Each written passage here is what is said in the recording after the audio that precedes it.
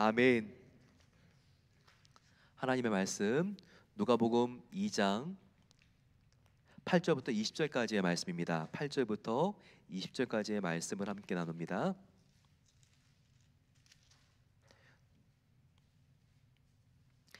신약성경 89면에 있는 말씀 누가복음 2장 8절부터 20절까지의 말씀입니다. 그 지역의 목자들이 밤에 밖에서 자기 양떼를 지키더니 주의 사자가 곁에 서고 주의 영광이 그들을 두루 비침에 크게 무서워하는지라. 천사가 이르되 무서워하지 말라. 보라, 내가 온 백성에게 미칠 큰 기쁨의 좋은 소식을 너희에게 전하노라. 오늘 다윗의 동네에 너희를 위하여 구조가 나셨으니 곧 그리스도 주시니라. 너희가 가서 강보에 쌓여 구유에 누워 있는 아기를 보리니 이것이 너희에게 표적이니라 하더니 홀련히 수많은 천군이 그 천사들과 함께 하나님을 찬송하여 이르되 지극히 높은 곳에서는 하나님께 영광이요 땅에서는 하나님이 기뻐하시는 사람들 중에 평화로다 하니라.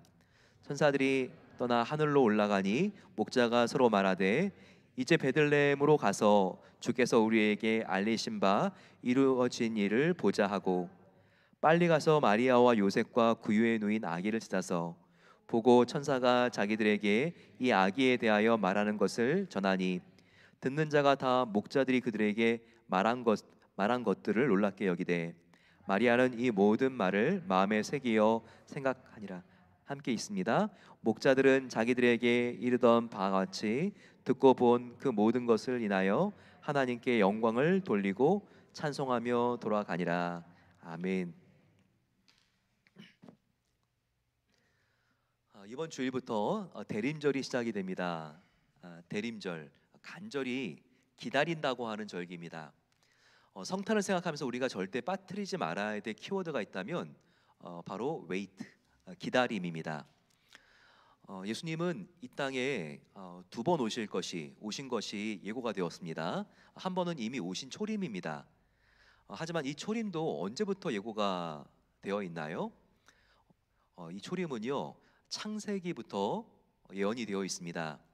인간이 3장에서 죄를 범했을 때 하나님이 아담과 하와를 위해서 가죽옷을 지어 입히시죠. 가죽옷을 지어 입히기 위해서는 동물 하나를 잡고 희생시켜야 됐습니다.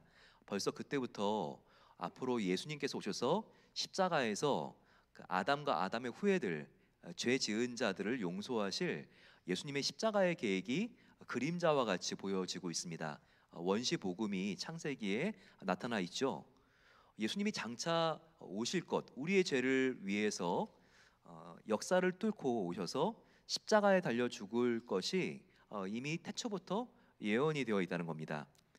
그러면서 그 예수님의 오실 그림자적인 흔적들이 계속 나타나죠. 아브라함이 자기 아들 이삭을 죽이려고 할 때 그 장면에서, 또 이삭은 죽지 않고 그 대신에 옆에 있는 수장을 죽일 때, 그리고 다윗의 시편에서 얼마나 많은 예수님의 죽음이 다시 오실 것이 예고되어 있습니까? 그러면서 더욱더 속도는 빨라집니다. 그러면서 이사야서에 가게 되면 예수님이 오시기 700년 전이지만 급박하죠. 예수님이 십자가에 달려 죽으실 모습이 완전히 생생하게 묘사되어 있습니다. 그는 양과 같이 끌려가겠지만 침묵하겠고, 그가 아무 죄가 없는데 우리의 죄를 대신해서 죽을 것이다, 채찍에 맞을 것이다. 이것이 다 예고가 되어 있습니다. 그러면서 이런 예언자들에 의해서 예수님이 오실 것은 더욱더 빨라지고 결국 예수님이 오신 것이죠. 보십시오. 우리가 재림이 아니라 초림만 보더라도 역사 속에서 얼마나 오래전부터 예수님이 오실 것이 예고되어 있습니까? 그렇기 때문에 사람들은 기다려야 했던 것입니다. 정말 예수님이 이제 곧 오신다고 하는 그것도 700년 전 이사야서의 예언이었습니다. 700년을 더 기다려야 되는데 예수님이 오신다는 바로 그 사건, 정말 기다려야지만 맞을 수 있었던 것이죠. 하지만 지금 어떻나요? 이제는 초림이 아니라 재림입니다. 아직도 예수님이 오신다고 하면요, 정말 불신자들, 또 우리와 신학이 다른 사람들, 예수님이 언제 오시냐고, 그거는 다 그냥 허구적인 이야기일 뿐이라고 이렇게 말하는 사람들 얼마나 많이 있습니까? 하지만 저와 여러분들 재림의 주님을 맞는 것도 기다려서 맞는 것입니다. 기다림 없이는 초림도 없었고 기다림 없이는 재림도 제대로 맞을 수가 없는 것입니다. 우리가 모순이라고 하는 대나무가 있습니다. 이 대나무는 참 특별하다고 하죠. 4년째 동안은요 마디 한 마디밖에 안 나옵니다. 마디가 하나밖에 나오지 않는데 이 25cm 정도 되는 이 마디를 하나 내기 위해서 밑에 얼마나 뿌리를 견고하게 내리는지 몰라요. 정말 이 4년 동안 하는 것은 한 마디를 키우는 것과 뿌리를 깊이 내리는 것입니다. 하지만 5년 차가 되는 그 해에 봄비가 촉촉히 내리면요, 정말 한 달 사이에 무섭게 큽니다. 25m가 큽니다. 정말 어떻게 이런 일이 이렇게 일어나는 것일까요? 기다림 때문에 그런 것이죠. 대나무는 아무것도 하지 않은 것이 아니라 기다렸던 것입니다. 뿌리를 깊이 내리면서 아무도 보지 않지만 바로 그 성장의 때를 기다린 것이죠. 마찬가지입니다. 우리가 오늘 이 초림에서 예수님을 놓치지 않고 맞았던 사람들, 그 중에서도 목자들이 어떻게 기다렸고 그들이 어떤 마음 자세로 나아갔는지를 우리가 발견할 수 있다면, 또 예수님이 태어났을 때 그 부모였던 마리아와 요셉의 마음이 어떠했는지를 안다면 기다려 예수님을 놓치지 않고 맞을 수 있는 방법을 우리가 발견하게 됩니다. 저와 여러분들의 상황들을 봤을 때 예수님께서 태어나셨을 때 그 상황과 얼마나 유사하고 비슷한 부분들이 많은지 모릅니다. 그렇기 때문에 저와 여러분들은 지금이 정말 마지막 때일 수 있구나, 이런 생각들을 항상 뉴스를 보면서 하지 않습니까? 어쩌면 정말 우리 세대의 예수님을 맞을 수도 있을 만큼 성경은 틀림없는 책이지만 틀림없는 책인 성경이 예언하고 있는 모든 것들이 우리의 시대 때 일어나고 있습니다. 참 이 세상의 변화의 속도를 우리가 다 상상할 수가 없고 짐작할 수가 없습니다. 높은 실업률과 이자율 때문에 얼마나 많은 사람들이 부도와 파산과 경제적인 어려움과 마음속에 불안함으로 힘들고 어려운 시간들을 보내고 있습니까? 하지만 2000년 전 예수님의 초림 때도 그 당시의 상황이 정말 녹록지가 않았습니다. 많은 사람들이 일제보다 더 심각했던 로마의 탄압으로 숨죽일 수밖에 없었습니다. 기껏 벌어놓으면 수많은 세금으로 그들이 빼앗겨야 됐죠. 얼마나 정치가 불안했는지, 그리고 그 당시에 실업률은요 정말 일하고 있는 사람이 드물 정도로 그렇게 높았습니다. 이런 절망의 시기, 하지만 그 시기에도 들판에서 양을 치는 목자들이 있었습니다.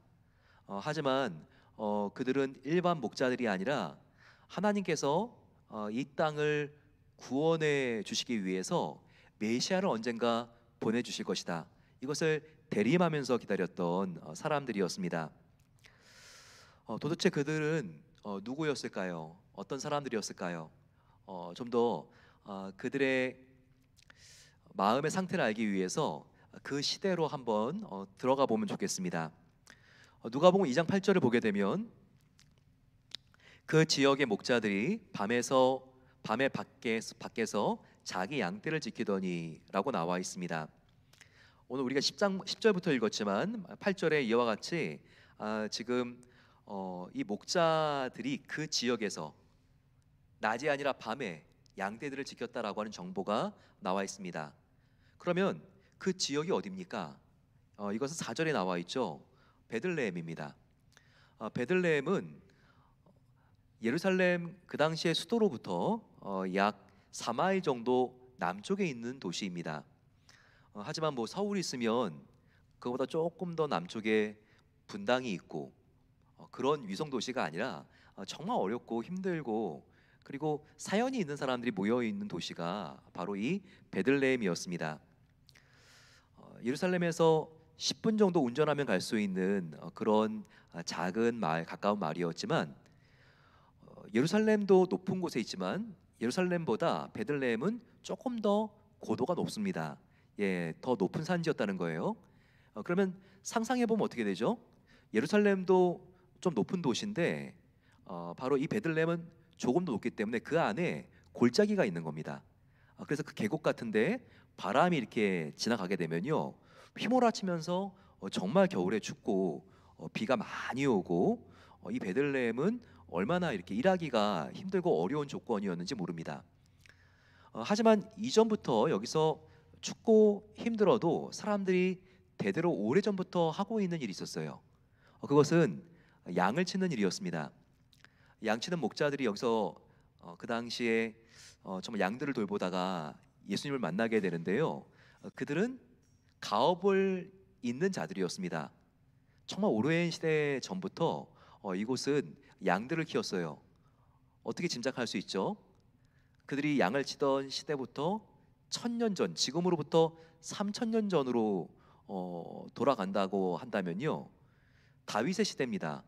다윗도 베들레헴 바로 이곳에서 뭘 했죠? 양을 쳤습니다.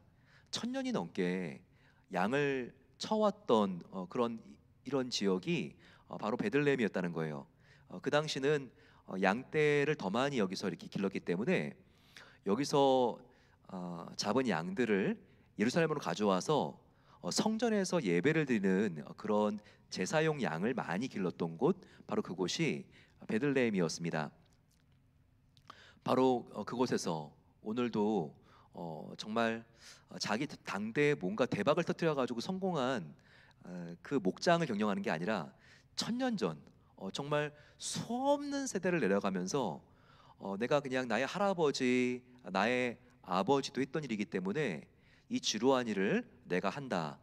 이와 같은 정말 그들의 루틴에 의해서 지금 낮도 아니고 밤까지 양을 치고 있는 것입니다. 이 지루함, 여러분 상상할 수 있겠어요? 왜 나의 일은 이렇게 똑같을까? 오늘도 정말 회사 가야 되고 출근해야 되고 짜증나는 고객 만나야 되고 나에게 신경질 부리는 상관 만나야 되고 왜 나의 이민 생활은 30년 40년이 항상 이 세 가지 직장, 교회, 가정 이 세 개밖에 없을까? 이 세 개를 채막 지돌듯이 다 내가 계속 돌고 돌고 도니까 나의 인생 다 지났네. 바로 이와 같은 마음보다 더 큰 루틴의 지루함을 느낄 수 있었던 것이 그 당시의 목자들이었다는 것입니다. 하지만 그들에게는요, 이제 조금 뒤면 엄청난 일이 기다리고 있었습니다. 나같이 똑같은 일을 하는 평범한 사람이 있으면 나아보래가 아니라 역사상 그 어떤 누구도 목격하지 못했던 놀라운 광경, 바로 하나님의 영광스러운 임재를 경험했던 유일한 사람들이 되었기 때문입니다. 캄캄한 하늘에 정말 휘황찬란한, 눈을 뜰 수 없을 만큼 그렇게 빛나는 그런 빛을 바라보면서 이 목자들은 얼마나 놀랐을까요? 또 천사들을 봤는데 한두 명의 천사가 아니고 천군 천사였습니다. 그들이 함께 코러스 찬양을 부르면서 우리도 성탄에 정말 부활절에도 그렇고 할렐루야 찬양을 함께 부르면 가슴이 뭉클한데, 그와 같은 찬양과 비교할 수가 없는 찬양을 천군 천사들이 그들이 그렇게 하나님께 찬양 올려드리는 이 장면을 보았을 때 얼마나 그들이 감격하고 눈물을 흘리고, 그리고 심지어 한 번도 보지 못한 광경이기 때문에 그들이 엎드려 벌벌 떨었을까요? 그랬을 때 천사가 말합니다. 무서워하지 말라. 나는 큰 기쁨의 좋은 소식을 전하기 위하여 너희에게 왔다고 말을 하고 있습니다. 떨고 있는 그 목동들을 안심시키면서 아주 놀라운 기쁜 사실을 말합니다. 누가복음 2장 11절 말씀을 보게 되면 오늘 다윗의 동네에 너희를 위하여 구주가 나셨으니 곧 그리스도 주시니라라고 말하고 있습니다. 여러분, 이 다윗의 동네 베들레헴, 목자들의 정말 태어나고 자라고 계속 이런 루틴이 있었던 이런 곳에 만왕의 왕 예수님 구원자가 왔다는 것입니다. 정말 이렇게 이 포틀랜드도 보게 되면 우리가 어, 미국의 중심이라고 이렇게 생각하지는 않잖아요. 하지만 이 주변에서 정말 유명한 사람들이 또 많이 나왔죠. 그중에 대표적인 사람이 또 후보 대통령인데, 후보 대통령이 30분 거리인 뉴버그에서 이렇게 자라나지 않았습니까? 지금 인텔보다 더 성공한 그런 이렇게 반도체 회사 엔비디아, 엔비디아를 보게 되면 저도 요즘 알았는데 저희 교회에서 가장 가까운 하이스쿨인 알로 하이스쿨을 나와가지고 전 세계를 빛내고 있습니다. 근데요, 그 포틀랜드보다 더 주목받지 않는 작은 도시 이 베들레헴에서 정말 이 세상에서 가장 높은 왕의 왕, 온 우주를 창조하신 하나님의 아들이 바로 너희들이 태어났고 자라고 일하고 있는 이곳에서 태어났다. 이것이 얼마나 목자들에게는요 믿을 수 없는 소식, 감격스러운 소식이었을까요? 바로 태어날 아기가 하나님의 아들 메시아, 우리의 구원자인 것을 천사들이 바로 이 목자들에게 알려주었던 것입니다.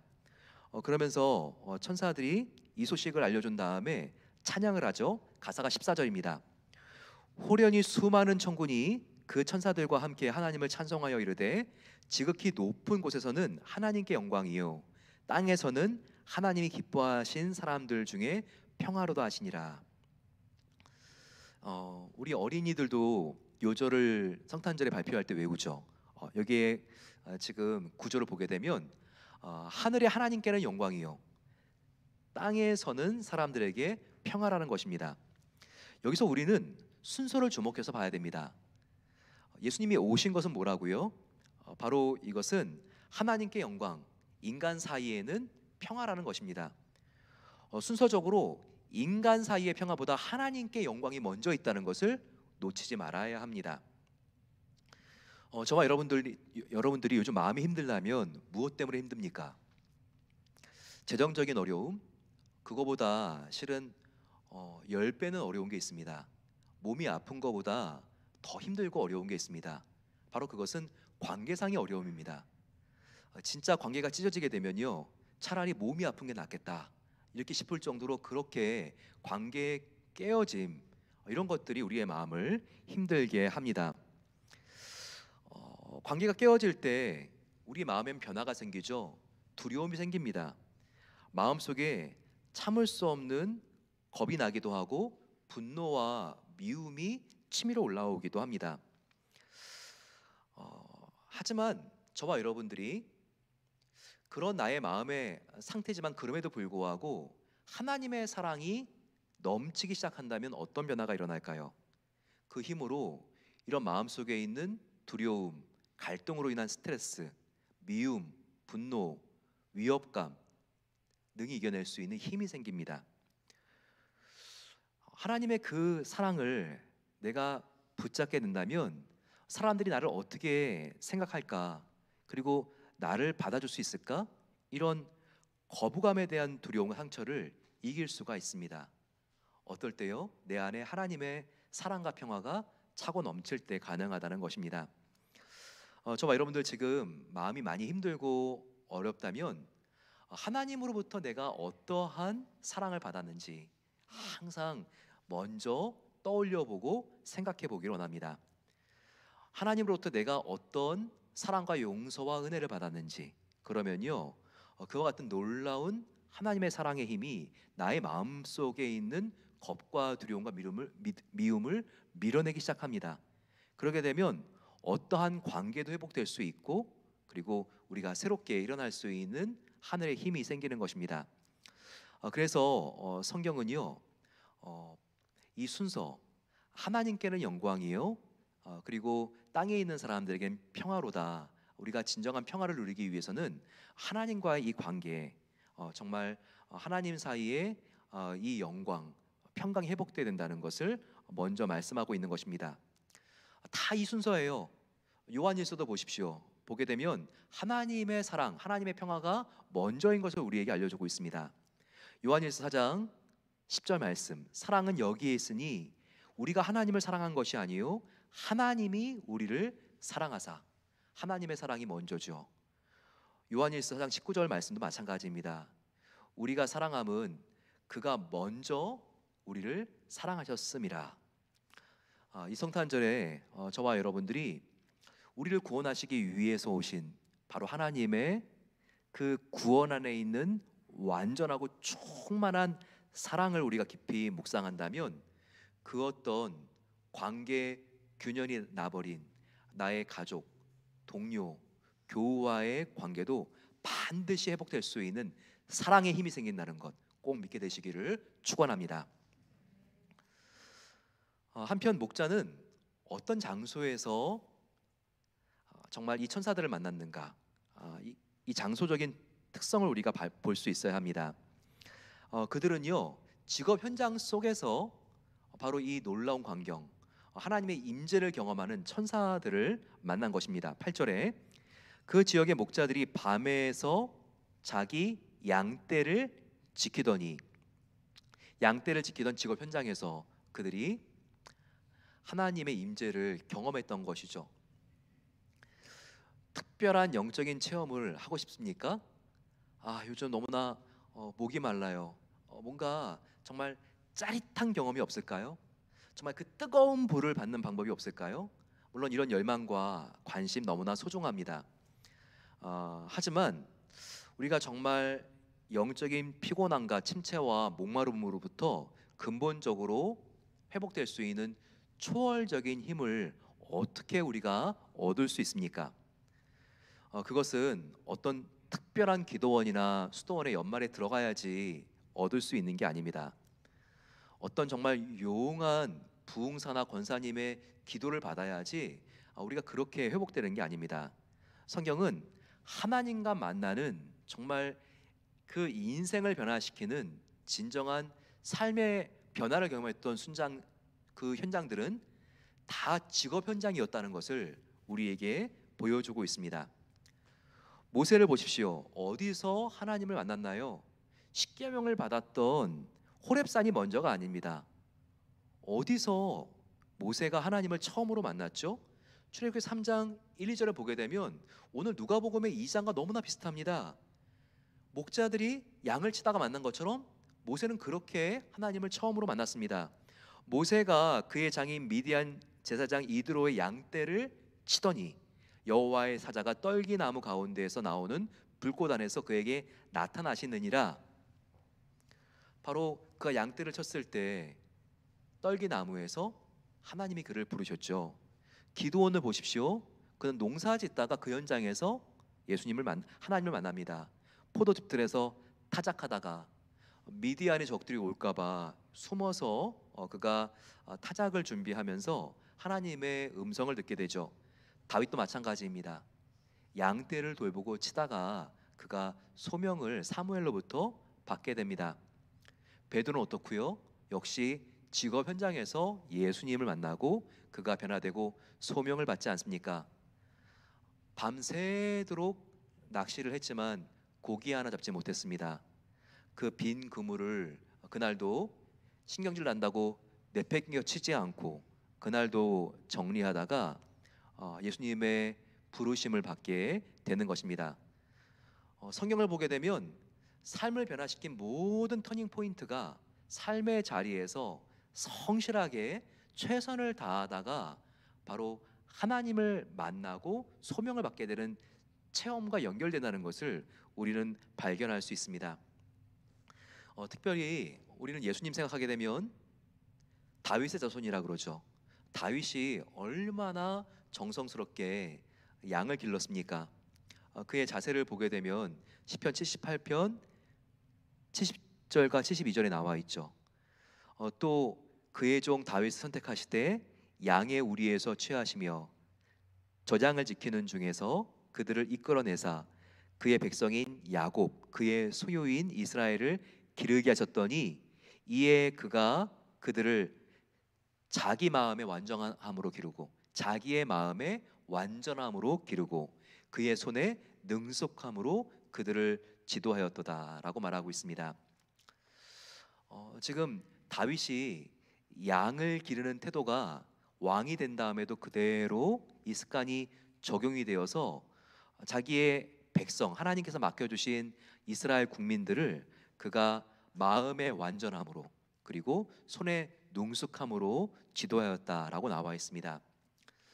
마음의 온전함, the integrity of heart. 바로 이것은 우리가 어떤 일을 할 때 마음의 중심에 충성심, 책임감, 진실함이 있어야 될 것을 말해주고 있는 우리의 일하는 자세, 동기에 대한 부분입니다. 또 하나, 하나님께 쓰임 받으려면 마음의 완전함뿐만 아니라 이 손에 공교함, 능숙함이 있다고 했어요. 필요하다고 했어요. 이 손의 능숙함이라고 하는 것은 the skillfulness of hand입니다.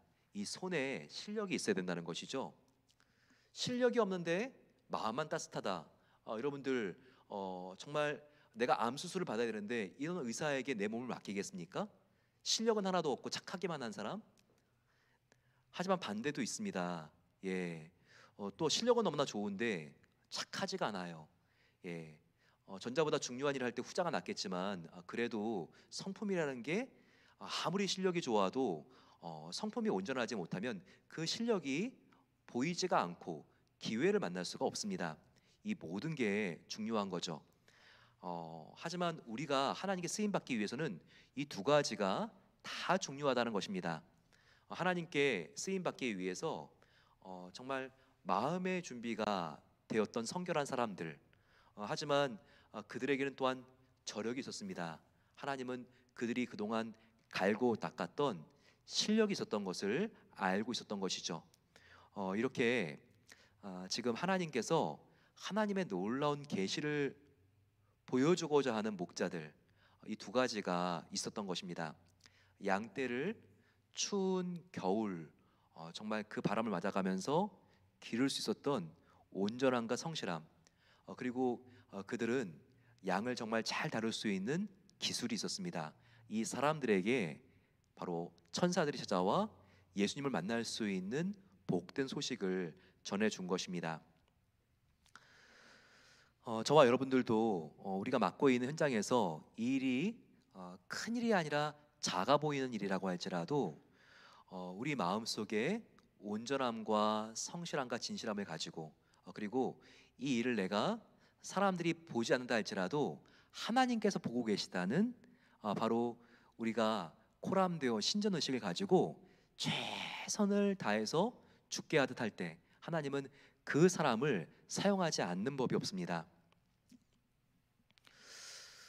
자리를 지키는 소중함이 이렇게 중요하다는 것을 제가 계속 강조하고 있는 것입니다.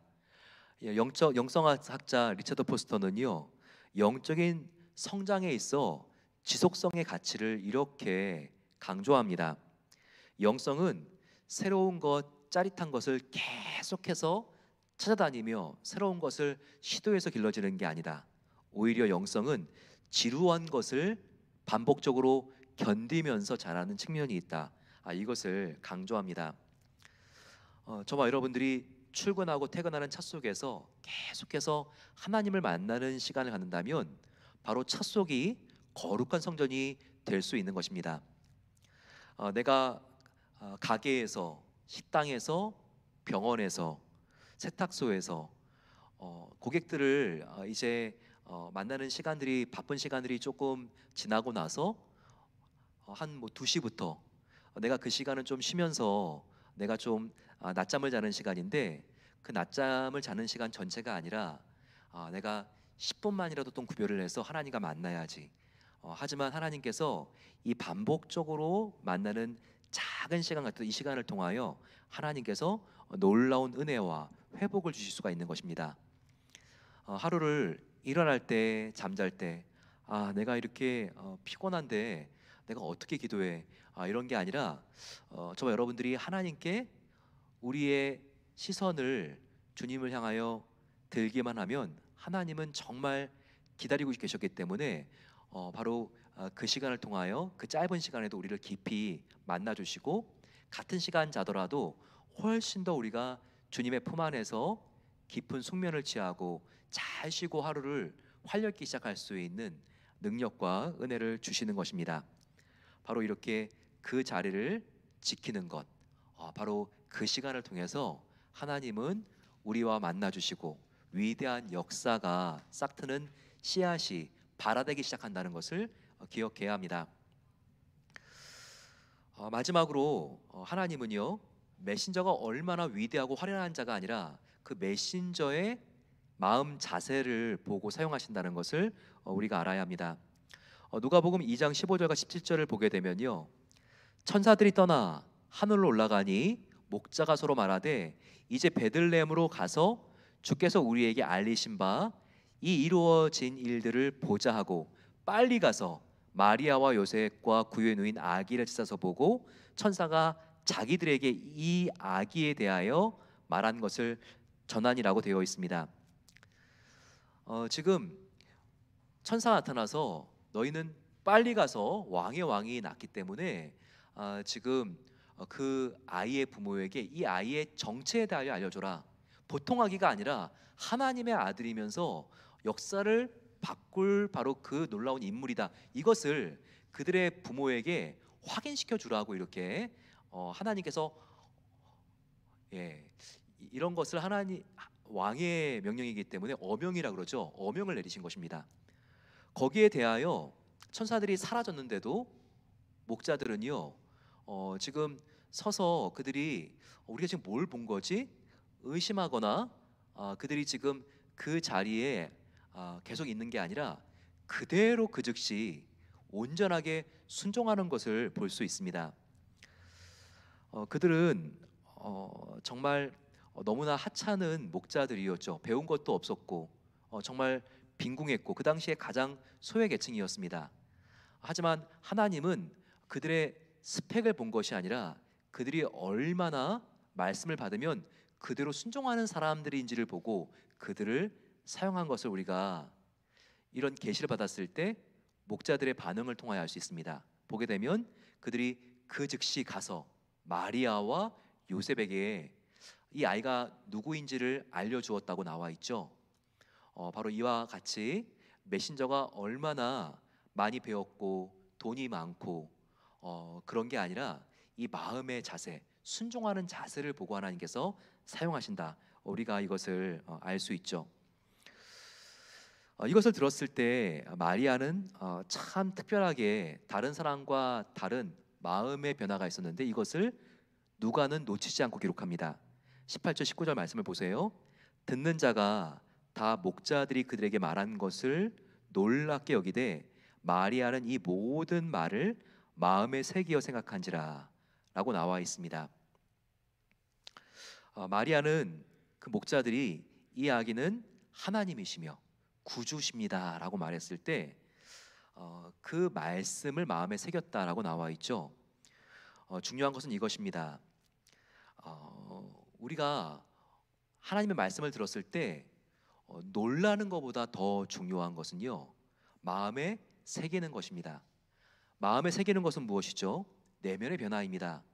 마음에 말씀을 새기는 것은 말씀을 묵상하고 기도하면서 붙든 다음에 이 말씀에 나의 삶을 맡기는 것까지 가는 것, 이것이 마음에 새기는 것입니다. 복음과 말씀을 듣고 놀라는 것은 누구나 할 수 있습니다. 하지만 복음과 말씀을 듣고 마음속에 새기는 것은 아무나 할 수가 없습니다.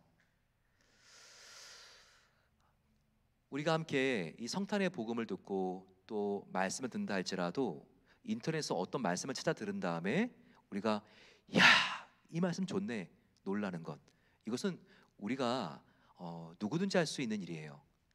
하지만 이 놀라운 말씀을 하나님이 지금 나에게 주신 말씀이구나, 나에게 지금 하나님께서 이 말씀을 주신 것이구나, 이것을 마음속에 새기고 내면화시키고 그 말씀에 나의 하루의 삶을 걸어보는 것, 이것은 아무나 할 수 있는 게 아니라는 것입니다. 하지만 진정한 역사는 말씀을 보고 놀라는 것이 아니라 나의 말씀으로 내가 딱 붙들고 잡고 내면화시킬 때 일어나는 것입니다. 우리가 어떻게 이번 성탄에 예수님을 만날 수 있는가? 성탄에 우리가 오신 예수님을 기억하며 오실 예수님을 바라볼 수 있는가? 바로 그것은 내가 지금 얼마나 하나님과 가까워지기에 내가 나은 형편, 우월한 형편에 있느냐가 아니라 마음의 자세라고 말씀드렸습니다. 주여 말씀하옵소서, 주의 종은 순종하겠나이다. 바로 이와 같은 목자들의 마음 자세가 필요합니다. 또한 말씀을 보고 놀라는 차원을 넘어서 마리아와 같이 이 말씀을 새길 수 있어야 합니다. 정말 우리가 이렇게 하나님께 겸손한 마음, 온유한 마음으로 나갈 때 그 어떤 성탄보다 저와 여러분들에게 하나님께서 하늘의 복으로 이번 한 달을 채워 주실 것입니다. 이제 12월 2일인데요. 저희들이 31일까지 달려 나갈 때 정말 내가 주님을 의지할 때 놀라운 하늘의 평안으로 채워 주시는 그 주님을 경험하면서 나의 삶, 나의 인간관계가 기쁨과 평안으로 물들고 마음속에 정말 그 어디서도 그 언제도 경험하지 못한 성탄의 큰 기쁨으로 저와 여러분들이 하나님께서 우리에게 주시는 사명을 이룰 수 있는 한 달이 되시기를 간절히 축원합니다. 우리 함께 이 시간 찬양하기를 원하는데요. 조금 낯설긴 하지만 이